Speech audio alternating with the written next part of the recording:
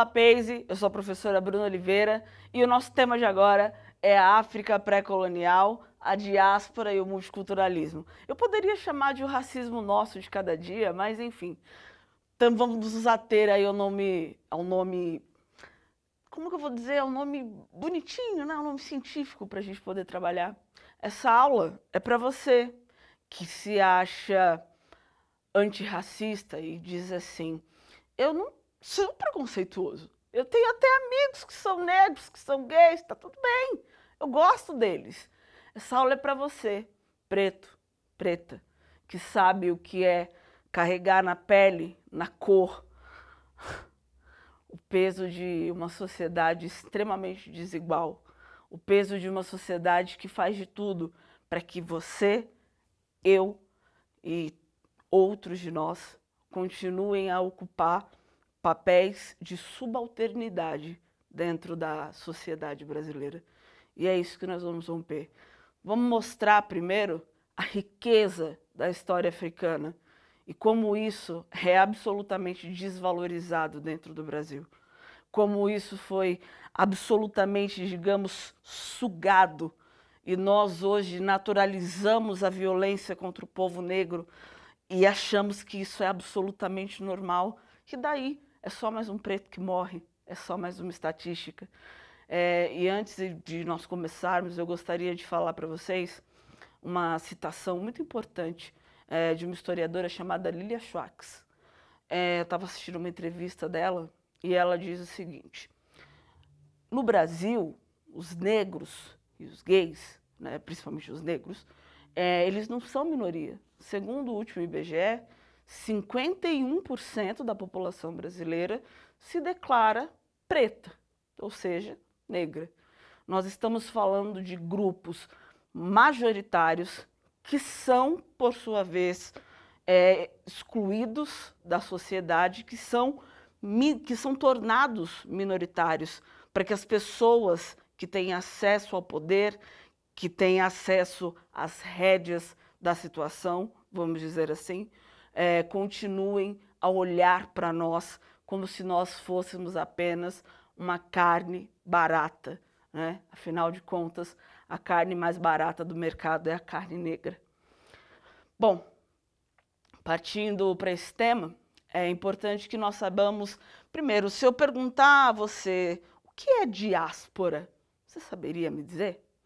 Bom, diáspora é um movimento migratório, né, forçado, vale a pena dizer, que os povos africanos, tanto mulher quanto homem, criança, enfim, tiveram que enfrentar para poder chegarem a outras zonas portuárias, em maioria aqui no Brasil, né? Então, assim, nós não estamos, é importante aqui, eu vou falar para vocês, eu não vou falar de pessoas escravas, não, tá? Eu vou falar de pessoas que foram escravizadas.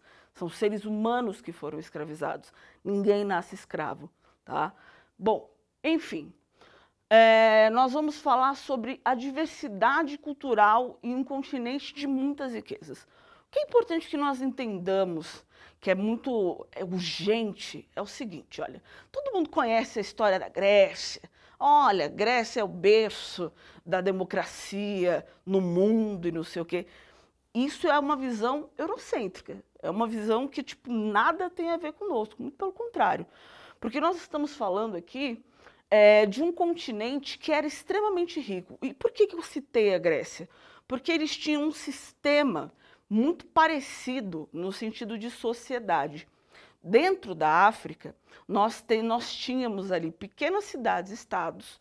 Cada cidade-estado tinha seu rei, suas normas, a língua e a religião e a história oral, a tradição da oralidade sempre foi passada, né? Então, isso ali é uma marca registrada. Mas, quando nós pensamos na África, a gente sempre pensa na África como algo que sempre foi destruído, e muito pelo contrário. Até o século XI, a África é um continente extremamente rico. Coloquei aqui, pedi para colocarem aqui as pirâmides, para que a gente saiba. Para você que não sabe, meu amigo, minha amiga, as pirâmides, o Egito fica na África, tá? só para você aí que fala, nossa, eu adoro as pirâmides. Então, o Egito fica na África, se você não sabia, fique sabendo disso agora. Bom, e o que nós fazemos com essa diversidade? O que a Europa faz com essa diversidade? A Europa chega em um continente que era totalmente descentralizado, por questão de ser pequenas cidades-estado mesmo, cada um ali cuidando do seu próprio negócio, mas a África era um continente muito rico, né, na questão de minérios e etc. E aí chega-se e fala assim, calma, o homem branco veio para poder salvar vocês. Por quê? Afinal, história oral para o homem branco naquele momento não é história. Vamos lembrar que história só passa a ser história a partir do século XIX. E vamos lembrar, no sentido que eu falo de vamos lembrar, é que pesquisem nas outras aulas aqui e vocês verão que quando nós falamos de história oral, ou nesse caso aqui especificamente da fala, nós estamos dizendo a história que era costumeira àquele povo, que era o modo que eles tinham de passar a história, não era o modo que as pessoas queriam ver. Não podia ser daquele jeito. Então você chega num continente e aí você diz para essas pessoas que tudo que elas estão vivendo está errado, que a religião não está boa, e aí você vai deixando com que a Europa comece a deixar o seu veneno e comece então a distribuir aí os continentes africanos, o continente africano, as suas cidades-estado, entre si. E como eles vão fazer isso? Por meio da religião, né? Eles vão começar a suplantar a religião africana, quando eles tiram, lembrando sempre, diáspora, movimento migratório forçado, tá? Então, diáspora é sair de um lugar para ir para outro. Então, a diáspora está diretamente ligada à mudança que ele teve que fazer na religião, a tradição oral que eles têm, que eles carregam em si, não são respeitadas. E eles tinham um contato muito forte com a natureza, que também não vai ser respeitado nesse momento. Então, nós estamos falando de um processo violentíssimo que acabou com o continente africano. Nós estamos falando de um processo violentíssimo que faz com que você, branco, assistindo aí desse outro lado, ainda ache que lugar de preto não é em lugar de destaque, que lugar de preto é na cozinha, que lugar de preto, ou lugar de mulher, enfim, preta principalmente, porque é a cor do poder, né, a cor do pecado, perdão, seja seu objeto. Enfim, nós estamos falando de pessoas que tiveram suas realidades, seu país, seu continente, suas vontades, sua religião, foram totalmente dispensadas. E aí, eu quero que vocês reflitam comigo no seguinte. Por que nós achamos que ser negro é algo tão ruim? Porque ser negro, assumir-se negro, é assumir um passado devastador. Ou seja, a pessoa fala assim, eu contar para vocês particularmente, todo mundo, minha avó é preta, meu pai preto, minha tia preta, minha mãe, mas quando me perguntavam, eu falava, não, eu sou parda, imagina, sou parda. Por quê? Porque aceitar a negritude é aceitar, não, é ter nas costas um passado extremamente pesado, que não conseguiu ainda ser dentro do sistema resolvido, que não conseguiu ser seriamente levado em consideração.